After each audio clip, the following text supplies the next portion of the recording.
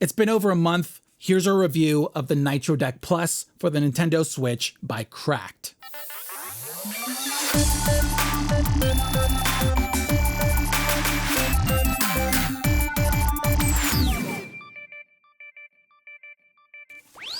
Welcome to It Came From a Box. I'm Sergio AM, and the Nitro Deck is back, but this time with a plus at the end. If you're new to it, it aims to enhance handheld mode on the Nintendo Switch with a more ergonomic controller that's packed with a long list of features. Their packaging is always top-notch, really well done. In the box, you get detailed paperwork, a fancy velvety pull-string bag with the Nitro Deck Plus inside. Not included is their USB-C to HDMI adapter that's sold separately, which I'll get back to soon. Same as before, the console slides right in with a perfect fit. On the first version, I didn't experience this, but some users mentioned that their consoles would scratch in here, so now it seems they increased the thickness of that rubber tab on the sides to help keep the console away from the back here, but I wish they added more or went with a felt material such as with Retro Flag's controller. Another problem they addressed was ejection. It was awkward before because you needed a lot of force and there wasn't anything to grip, so now the eject button literally pushes the console off the USB-C port, which eliminates that issue. Once it's in, the Switch powers the controller with a lag-free connection. We still have access to all our buttons, ports, and vents, but not the kickstand or memory card slot, and although the USB-C is blocked, we have an input port on the back for pass-through charging. Also, it's picked up as a wired Pro controller, which means you can remap buttons through the console settings, but you can also do that through the Cracked app. Let's talk design and ergonomics. Next to the original, the Nitro Deck Plus looks almost identical, which means it's compatible with their carrying cases and stick tops, but this time around, they swap locations of the right analog stick and face buttons, and it's in a new colorway, that being clear white or this black. I'm a sucker for transparent devices, so I love this. It looks awesome, and I like the little details such as how the metallic purple cap looks through that shell. But for some reason, they kept the back solid. Wish it was transparent like with the previous limited run edition.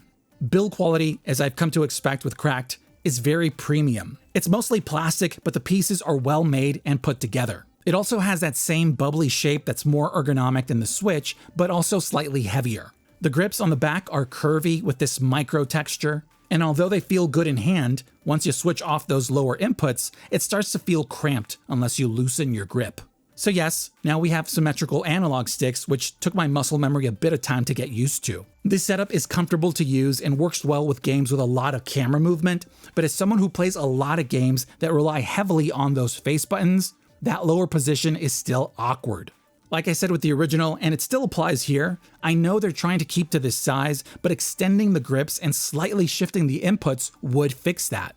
Until then, one way around it is to remap those face buttons to the back buttons. Let's talk inputs. Most of them are about the same aside from a few things, but let's go through them for those new to it. We have all our miscellaneous buttons, minus, plus, capture, and that home Cracked button. Over on the back, we have the program and reset buttons. The face buttons, they're a good size, very sturdy and springy. The shoulder buttons are wide, a tad bit loose, but work well all throughout. The triggers are a little wider with a slight curve. They're glossy with a medium length travel distance that I wish was shorter. The pull is a bit mushy towards the end. It would have been nice for them to add something like a tactile actuation so you can really feel when you reach it. The D-pad is still a favorite. It sticks out a lot due to this deep ridge for your thumb to sit in so you can easily move around it, and so far, it's been very accurate. To help keep your fingers on the analog sticks, we have our 4 back buttons that you can either remap or use with their macro recording feature. They're thin, curved around the grips, and positioned so you can easily reach them with your middle and ring fingers.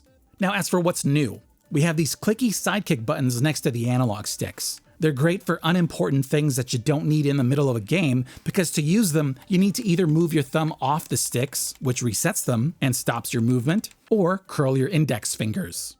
So they're nice to have, but they're not as useful for intense gameplay as the back buttons. And finally, the analog sticks are the same size, they're still swappable for any of their others, but 2 things. First, they now come with these domed stick tops that are super grippy that really help with control. And second, they now use drift-resistant Hall effect joysticks, something that's becoming an industry standard at this point. In use, they feel about the same as before. They're very smooth with good resistance, and they have a very minimal dead zone that you can reduce further with a setting on their app. I already covered features like the updated eject system, the Hall effect joysticks with new default grippy tops, and the remappable back and sidekick buttons, but it has a few others as well. Same as the OG, we have that awesome friction kickstand that stays in place at every angle and extends all the way back. We still have accurate motion controls and adjustable rumble. We also have basic on-the-fly turbo, but still no auto fire. Like remapping, you can still assign macros to the back or sidekick buttons, but you can't record things like delays or adjust the length of time between inputs. And I saved the best for last, that being that it's now pretty much a portable dock. With a USB-C to HDMI adapter, which is sadly not included, you can connect it to the output port back here, and on the input port, you can power it with an AC adapter, such as the one for the Switch. Then you can connect it to an external display. If that's not enough, you can even use the Nitro Deck Plus as a wired controller. Love this feature, I requested it before, and I'm glad they delivered. Last on the list, their app. Since the first Nitro Deck, it's gotten much better. I've covered their True Collection system before, but to keep it short, all their controllers have a unique NFC tag, which you can scan into their app to add to your collection. This gives you digital proof of ownership along with info like rarity and set number, but the star of the show is their control feature that lets you adjust settings right in the app. It connects via Bluetooth, and on here you can easily update its firmware, remap all those buttons including the back and sidekick buttons. You can adjust trigger sensitivity from low, medium, and high, test the analog sticks, and enable that no dead zone mode I mentioned earlier, and adjust rumble from low, medium, and high, either individually or combined. The UI is clean and easy to use, but same as before, I wish they added support for macro recording, and while we're there, why not throw in turbo toggles with auto fire? So 30 days in, and I can easily recommend the Nitro Deck Plus. It's not perfect, but it's close, and I appreciate them listening to user feedback, but I hope they go further with it on the next version.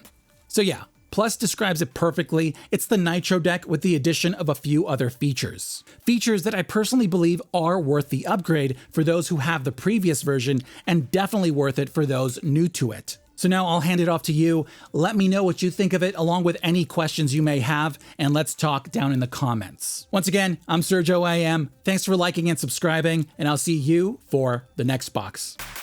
If you like this video and want to help us out, click that thumbs up button and leave a comment below so we can talk. Now, if you want to go further, subscribe and ding the bell to stay notified whenever we post a new video. You made it to the end, and I just want you to know that you are the reason we do what we do. This is Sergio AM, and I'll see you for the next box.